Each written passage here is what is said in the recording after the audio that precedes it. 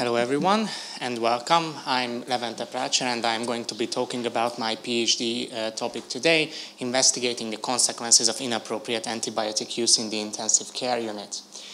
I'm an anesthesiologist resident and with my team we are working to complete the vision of living in a world where physicians can access the most up-to-date resources, and my mission in this project is to provide professionals with up-to-date resources to make the best possible clinical decisions.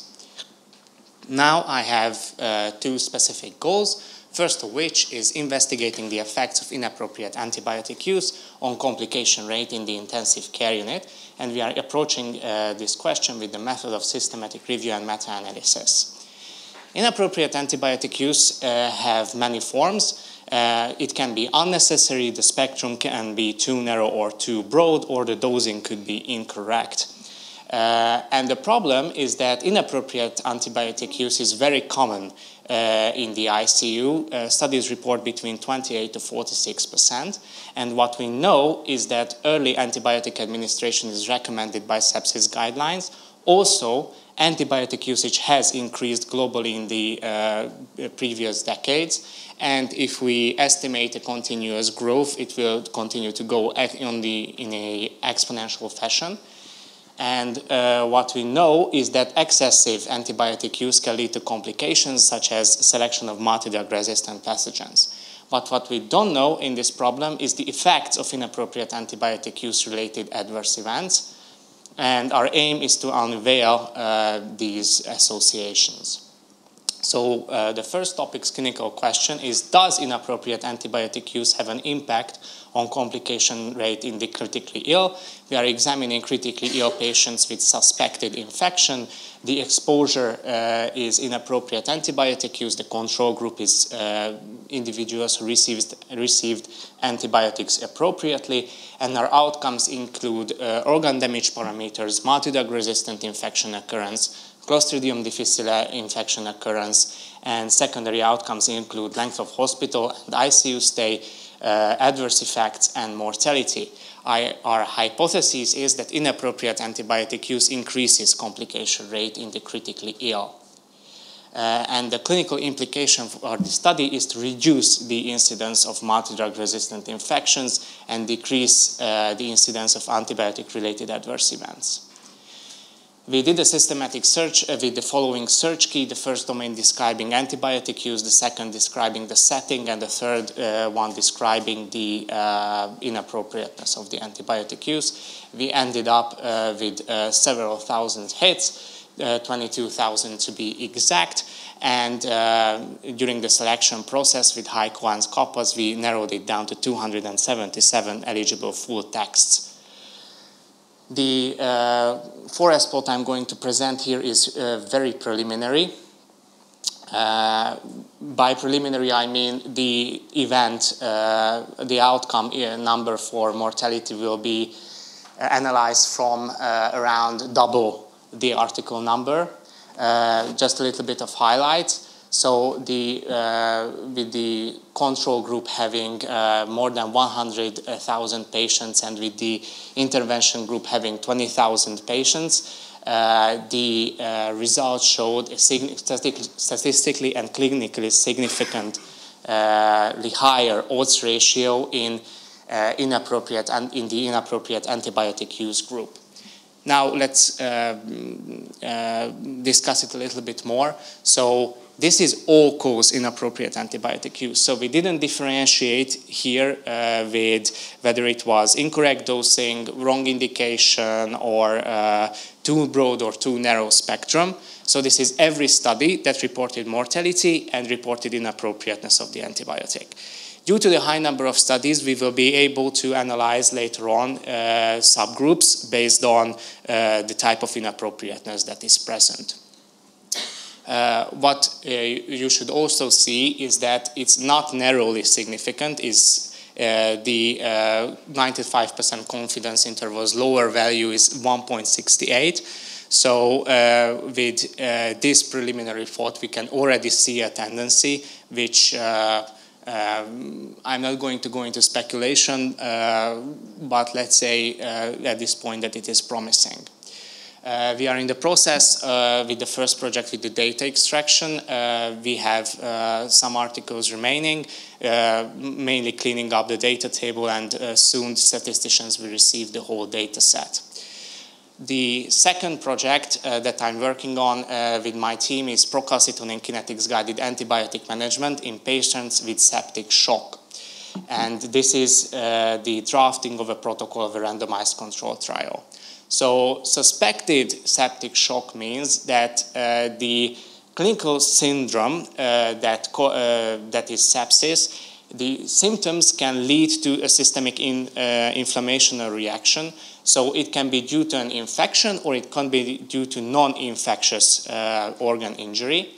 And it is not insignificant what is the etiology, because if it's a bacterial infection, antibiotics is a part of the solution, but if it's only hyperinflammation, the solution doesn't require antibiotics. So the problem is that the Surviving Sepsis Campaign's most recent recommendation that is published in 2021 recommends immediate or ideally within 1 hour administration of antimicrobials in septic shock, but although it's a strong recommendation, it has low quality of evidence behind this, and this leads to the overuse of antibiotics, and that leads to the increase in adverse events.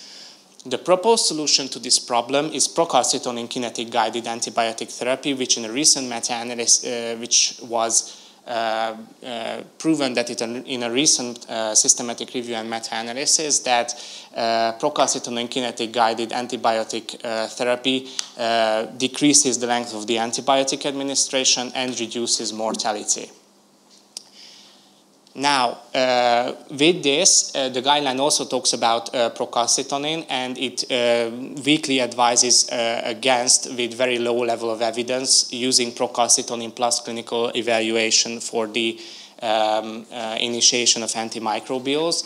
But there has been studies that investigated the diagnostic properties of procalcitonin, and it proved to be a useful tool with an area under curve of 0.85. So our primary aim with this study is to assess the effects of procalcitonin kinetics-guided antibiotic therapy in reducing the incidence of inappropriate antibiotic use in patients with suspected septic shock. We are examining lower severity suspected septic shock patients, and the intervention group will be the PCT kinetics guided group. The control group would be the standard empiric antibiotic group. Which is important to highlight is that the lower severity septic shock is the population we are looking at, because if we were looking at very serious ones, it would be ethically not justifiable. So, and in the outcome parameter sections, we are looking at organ dysfunction parameters, antibiotic appropriateness, and ICU hospital stay plus mortality. Our hypothesis is that delayed antibiotic administration improves antibiotic appropriateness and organ dysfunction parameters. And the clinical implication for this study is to individualize antibiotic use using the PCT kinetics guided approach. So in summary, I have 2 projects ongoing. One of them is a meta-analysis and systematic review. The other one will be a protocol of a randomized controlled trial, hopefully. And as most of us can relate, nothing worth having comes easy. Thank you for your kind attention.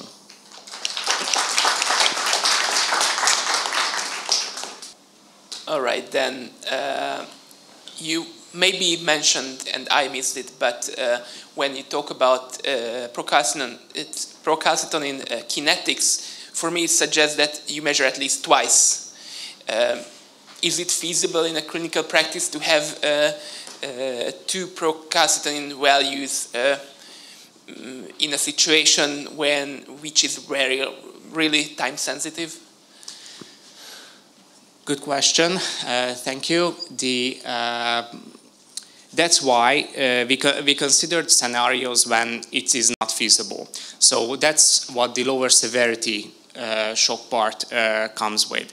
Antibiotics is part of the whole treatment regime. So we are not suggesting that patients who are in a critical condition shouldn't receive stabilizing care like positive inotropes or vasoconstrictors or fluids or pain relief or ventilation support. That's not the point. The point is that we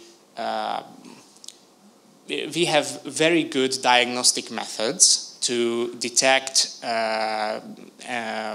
let's say, for example, for a respiratory tract infection, a pneumonia, we have PCRs we can use to detect even some antibiotic resistance genes.